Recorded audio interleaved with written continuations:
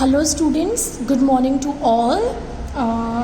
Today's topic is mineral oil, page number 39. Okay students, मैंने आप लोगों को बता दिया दैट कन्वेंशनल सोर्सेज कौन से होते हैं एनर्जी के, नॉन कन्वेंशनल सोर्सेज के कौन से होते हैं, कोल का प्रोडक्शन एंड कोल का रिजर्व. ये सब टॉपिक्स हमारे प्रीवियस वीडियो में कंप्लीट हो गए. अब हम बात करते हैं हमारे मिनरल ऑयल की. Mineral oil extracted from the interior of the earth is known as saline mineral oil.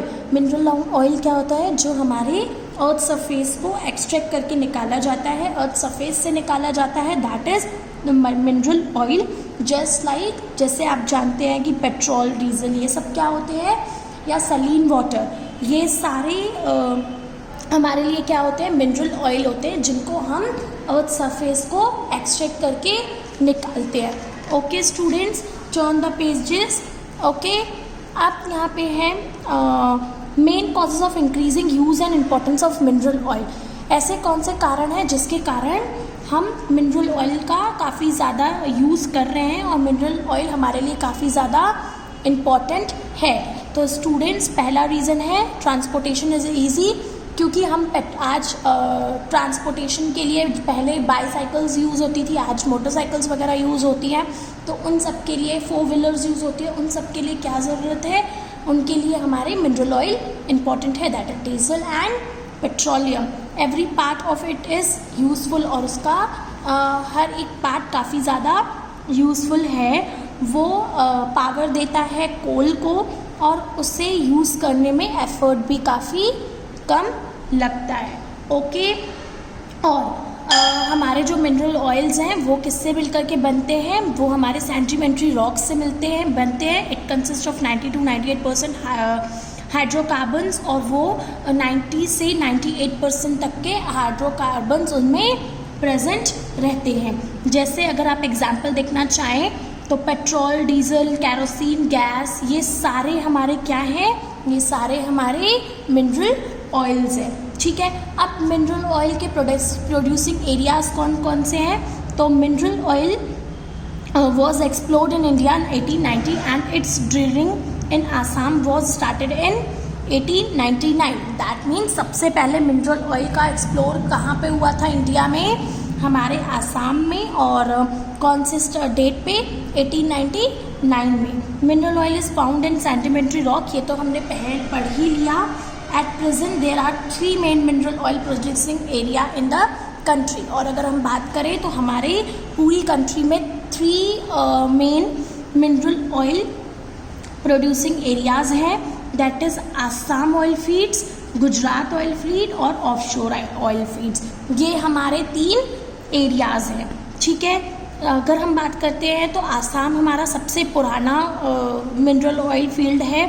ठीक है, और आफ्टर दैट आता है हमारा गुजरात. गुजरात में अगर हम बात करें तो सूरत, राजकोट, वडोदरा, या है ना, यहाँ पे हमारे main oil producing country districts हैं. ठीक है, गुजरात स्टेट में हमारी राजकोट, वडोदरा, सूरत, केड़ा, ये सारी हमारी important main oil producing districts हैं. ठीक है, maximum oil is extracted from Ankleshwar in Gujarat. और सबसे ज़्यादा ऑयल कहाँ पे एक्सट्रैक्ट होता है, सबसे ज़्यादा हमारा गुजरात में ऑयल एक्सट्रैक्ट होता है.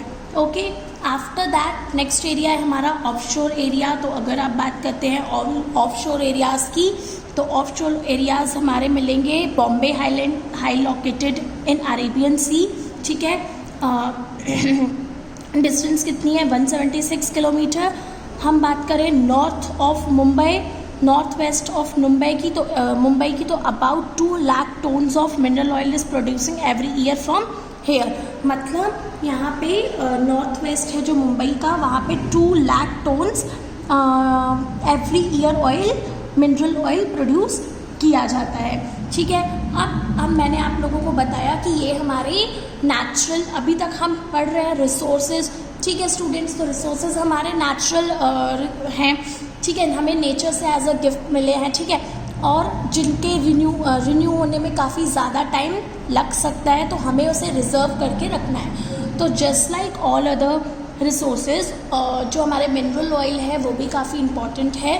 है ना, क्योंकि उससे हमारा ट्रांसपोर्टेशन इजी हुआ है। तो अगर हमने आज ट्रांसपोर्टेशन इजी किया है तो हम यही चाहेंगे कि हमारी फ्यूचर जनरेशन में भी तक भी वो रहे, ठीक है। तो हमें इसे प्रिजर्व करके रखना पड़ेगा। तो ऑयल को प्रिजर्व करने की इस इंडिया में काफ़ी सारी रिफरीज हैं, जहाँ जैसे आप बात करें यहाँ ये चार्ट में तो आप देख सकते हैं कि डिगबॉय है आसाम में, बरौनी है बिहार में, हल्दिया है वेस्ट बंगाल में, है ना, और विशाखापट्टनम है आंध्र प्रदेश में, कोयली है गुजरात में, मथुरा उत्तर प्रदेश में, भाटिंडा पंजाब, ठीक है। तो ये सारी 18 डिस्ट्रिक्ट्स हैं जहाँ पे, और उनके स्टेट्स हैं जहाँ पे ऑयल रिफिनरीज हैं, जहाँ पे ऑयल को प्रिजर्व करके रखते हैं, ठीक है students.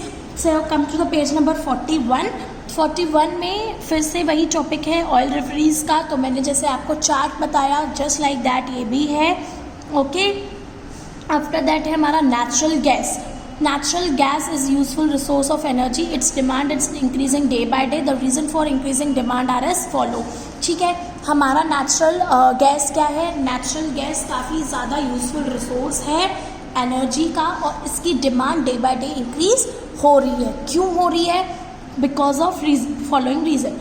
It's production and distribution is easy and less expensive, need less space for storage. क्योंकि नेचुरल गैस क्या है? इसका प्रोडक्शन और इसका डिस्ट्रीब्यूशन काफ़ी ज़्यादा इजी है विथ लेस एक्सपेंसेस, इसलिए। सेकंड है देयर इज़ नो ऐश और डस्ट आफ्टर यूज़। इसमें से कोई भी स्मोक या धुआं या राख नहीं निकलती, ठीक है।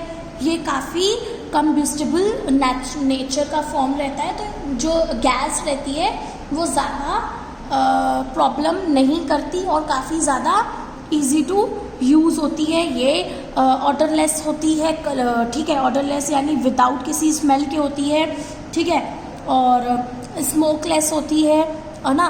तो इसीलिए इसे हम बेस्ट फ्यूल मानते हैं कुकिंग और हीटिंग के लिए, है ना। किसको? नेचुरल गैस को, ओके।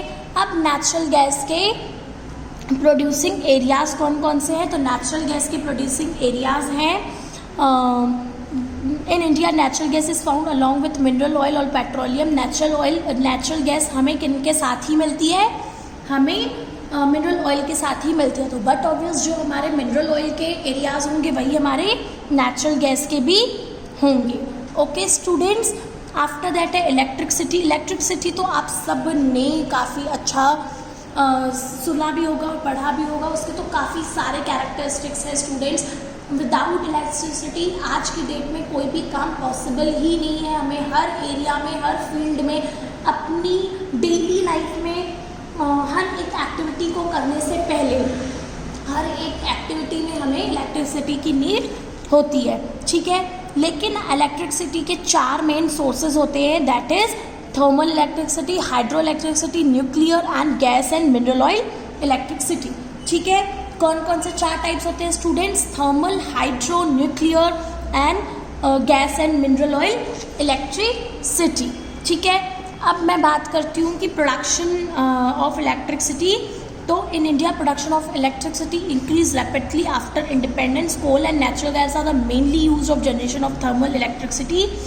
देखो हमारा नेचुरल गैस जो है, हमारी जो इलेक्ट्रिसिटी है वो काफ़ी ज़्यादा इंक्रीज होती गई आफ्टर इंडिपेंडेंस, ओके। इंडिपेंडेंस के बाद हमारी जो इलेक्ट्रिसिटी है वो काफ़ी ज़्यादा उसका प्रोडक्शन होना इंक्रीज होता गया, ठीक है। हमारी जो थर्मल इलेक्ट्रिसिटी है वो किससे करके बनी होती है? कोल और जो नेचुरल गैस है उनसे लेकर के प्रोड्यूस की जाती है हमारी थर्मल इलेक्ट्रिसिटी। स्टूडेंट्स यहाँ पे एक फुल फॉर्म दिया हुआ है national thermal power corporation, that is NTPC। ये एक सेटअप बनाया गया था थर्मल पावर को आगे बढ़ाने के लिए और इसके डेवलपमेंट के लिए, जिसके लिए 12 coal based thermal power projects बनाए गए एंड 7 गैस बेस्ड प्रोजेक्ट बनाए गए, ठीक है। क्यों बनाए गए? ताकि हम थर्मल इलेक्ट्रिसिटी का प्रोडक्शन बढ़ा सके। हाइड्रो इलेक्ट्रिसिटी तो काफ़ी ज़्यादा आप सबने सुनी होगी। हाइड्रो मीन्स वाटर, और जो इलेक्ट्रिसिटी वाटर से प्रोड्यूस की जाती है that is known as hydroelectricity. ठीक है, आया समझ में? तो मुझे नहीं लगता कि मुझे ये डिटेल में बताना चाहिए। ओके, तो आप लोगों को पता है ना हाइड्रो इलेक्ट्रिसिटी क्या होती है, जो हमारी वाटर से प्रोड्यूस की जाती है। ठीक है, उसके बाद यहाँ पे हाइड्रो इलेक्ट्रिसिटी के कुछ प्रोजेक्ट्स दिए गए हैं, जैसे पंजाब में भाकर, देहार, पौंग, हिमाचल प्रदेश, जम्मू एंड कश्मीर में लोअर झेलम, सलल। ठीक है, ये सारी कुछ इम्पोर्टेंट हाइड्रो इलेक्ट्रिसिटी प्रोजेक्ट दिए गए हैं जो हमारे प्रोड्यूसिंग एरियाज भी हैं। ओके स्टूडेंट्स, आफ्टर दैट आपका आता है न्यूक्लियर एनर्जी इलेक्ट्रिसिटी। हाँ, तो use of nuclear energy electricity was started from 1969। हमारा न्यूक्लियर इलेक्ट्रिसिटी का यूज़ 1969 में यूज़ हुआ था। ठीक है, न्यूक्लियर एनर्जी क्या होती है? एक ऐसी एनर्जी जो हमें बहुत सारे मिनरल से मिलती है। न्यूक्लियर एनर्जी कौन सी एनर्जी होती है? जो हमें अलग अलग मिनरल से मिलती है। ठीक है, हमारी इंडिया में एटॉमिक एनर्जी कमीशन सेटअप किया गया था और उसे इनकॉर्पोरेट किया गया था, दैट इज़ 1945 में। और 1954 में गवर्नमेंट और इंडिया ने एटॉमिक एनर्जी डिमांड डिपार्टमेंट बनाया था। आज प्रेजेंटली हमारे 5 प्रोजेक्ट चलते हैं जो कि इस ब्लॉक में है। तो वो 5 प्रोजेक्ट कौन से? तारापुर, कोटा, कल्पमम, नारौला, ककरापर। ठीक है, जो कि कहाँ पे है? गुजरात में। नारौला कहाँ है? उत्तर प्रदेश में। कल्पकम कहाँ है? तमिलनाडु में। कोटा राजस्थान और तारापुरा महाराष्ट्र में। तो ये 5 हमारे न्यूक्लियर पावर प्रोजेक्ट्स हैं। ठीक है, यहाँ पे हमारा टॉपिक ख़त्म होता है कन्वेंशनल सोर्सेज, यानी ऐसे जो नेचुरल है। ठीक है, तो conventional sources of energy completed. Next है हमारी नॉन कन्वेंशनल। मैंने आपको प्रीवियस वीडियो में बताया था कि नॉन कन्वेंशनल वो होती हैं एनर्जीज होती हैं जिसमें मैन की भी नीड होती है। ठीक है, energy receive from sunlight is known as, उसमें हमारा पहली होगी सोलर एनर्जी। सोलर एनर्जी वो एनर्जी होती है जो हमें सन की एनर्जी से मिलती है। ओके, सन की रेस से जो एनर्जी प्रोड्यूस होती है दैट इज सोलर एनर्जी। और सन की को हम डायरेक्टली भी यूज़ कर सकते हैं और इनडायरेक्टली उसे कन्वर्ट करके इलेक्ट्रिसिटी में भी हम उसका यूज़ कर सकते हैं। सेकेंड है हमारी विंड एनर्जी। विंड एनर्जी वो एनर्जी होती है जो काफ़ी स्पीड फास्ट मूविंग विंड से मिलती है, जिसे मैन क्या करता है, मैन ने कैसे प्रोड्यूस करवाई विंड से, विंड इलेक्ट्रिसिटी, विंड मिल्स वगैरह कंस्ट्रक्ट करके विंड को ट्रांसलेट किया जाता है विंड एनर्जी में। देन है हमारी बायोमास एनर्जी। बायोमास एनर्जी कैसे प्रोड्यूस होती है? Energy produce from residues of agriculture, forest, animals, industries and other waste is called biomass energy. Biomass energy हमारी प्रोड्यूस होती है इंडस्ट्रियल्स और एग्रीकल्चर के वेस्ट मटेरियल से। Okay students, it is produced in both forms, gas और electricity. और इस biomass energy को हम दोनों फॉर्म्स में कन्वर्ट कर सकते हैं, that is biomass gas and biomass electricity. जैसे काऊ डंग वगैरह और कुछ ऑर्गेनिक वेस्ट वगैरह से इनको प्रोड्यूस किया जाता है, इसकी गैस को, इसकी इलेक्ट्रिसिटी को प्रोड्यूस किया जाता है। लास्ट है हमारी जियोथर्मल एनर्जी। जियोथर्मल एनर्जी क्या होती है? The interior of the earth is very hot, energy generated from this heat is called geothermal energy. हमारे जो अर्थ के हीट से, हमारा जो अर्थ का इंटीरियर है वो काफ़ी ज़्यादा गर्म है और उससे जो एनर्जी जनरेट होती है students, that is known as geothermal energy. Okay students, and after that geothermal energy को हम कन्वर्ट करते हैं मैन किसमें? जियोथर्मल इलेक्ट्रिसिटी में। जैसे मैंने आपको थर्मल एनर्जी बताई, जस्ट लाइक दैट। ओके, अब जो ये पावर रिसोर्सेज है, तो जिस तरह से हम मिनरल्स का, एग्रीकल्चर क्रॉप्स का कंजर्वेशन कर रहे थे, तो हमारे पावर रिसोर्सेज भी काफ़ी ज़्यादा इम्पॉर्टेंट है हमारे लिए, तो हमारे लिए इनका कंजर्वेशन भी काफ़ी इम्पॉर्टेंट है। तो पावर रिसोर्सेज के लिए हमने बता दिया कि हमारी इकोनॉमी की वेल्थ है।